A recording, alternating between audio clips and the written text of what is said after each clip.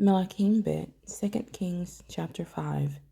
And Naaman, commander of the army of the sovereign of Aram, was a great man in the eyes of his master, and highly respected, because by him Yah had given deliverance to Aram, and he was a brave man, but leprous. And the Arameans had gone out on raids and had brought back captive a young girl from the land of Israel, and she served the wife of Naaman. And she said to her mistress, "If only my master were with the prophet who was in Shomeron, then he would recover him of his leprosy." And Naaman went in and reported to his master, saying, "Thus and thus spoke the girl who is from the land of Israel."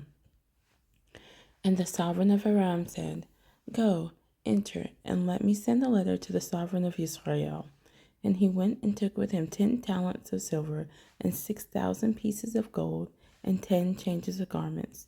And he brought the letter to the sovereign of Israel, which said, "And now when this letter comes to you, see, I have sent Naaman my servant to you, so that you shall recover him of his leprosy." And it came to be, when the sovereign of Israel read the letter, that he tore his garments and said, "Am I Elohim to kill and keep alive, that this man sends a man to me to recover him of his leprosy? For consider now and see how he is seeking an occasion with me."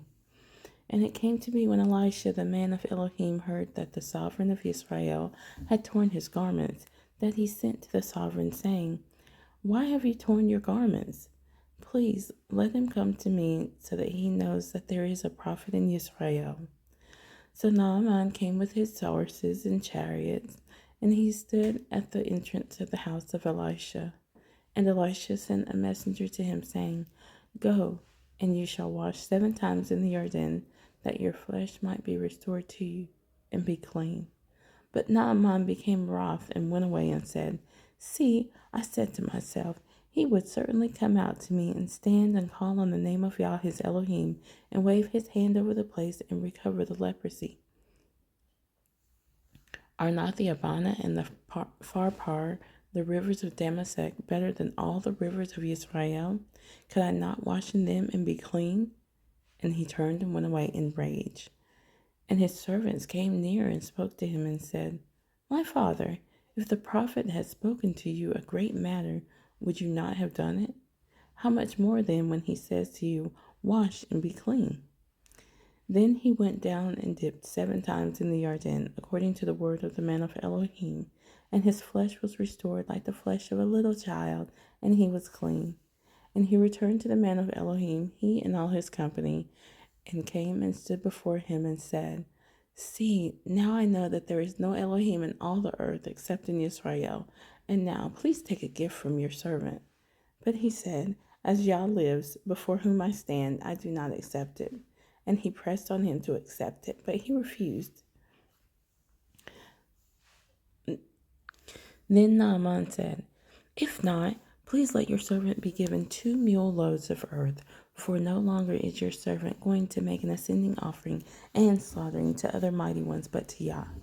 Yah grant forgiveness to your servant in this matter.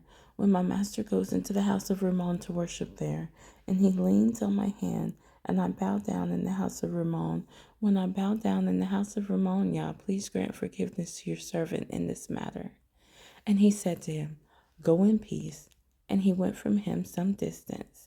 And Gehazi, the servant of Elisha, the man of Elohim, said, "Look, my master has spared Naaman this Aramean, while not receiving from his hands what he brought. But as Yah lives, I shall run after him and take whatever from him." And Gehazi pursued Naaman. And when Naaman saw him running after him, he came down from the chariot to meet him and said, "Is there peace?" And he said, "Peace, my master has sent me, saying, 'Look, even now 2 young men of the sons of the prophets have come to me from the mountains of Ephraim. Please give them a talent of silver and 2 changes of garments.'" And Naaman said, "Please accept 2 talents." And he urged him, and bound 2 talents of silver in 2 bags with 2 changes of garments, and handed them to 2 of his servants, and they bore them ahead of him. And when he came to the high place, he took them from their hand, and stored them away in the house, and let the men go. And they went. And he went in and stood before his master, And Elisha said to him, "Where did you go, Gehazi?" And he said, "Your servant did not go anywhere." But he said to him, "Did not my heart go with you when the man turned back from his chariot to meet you?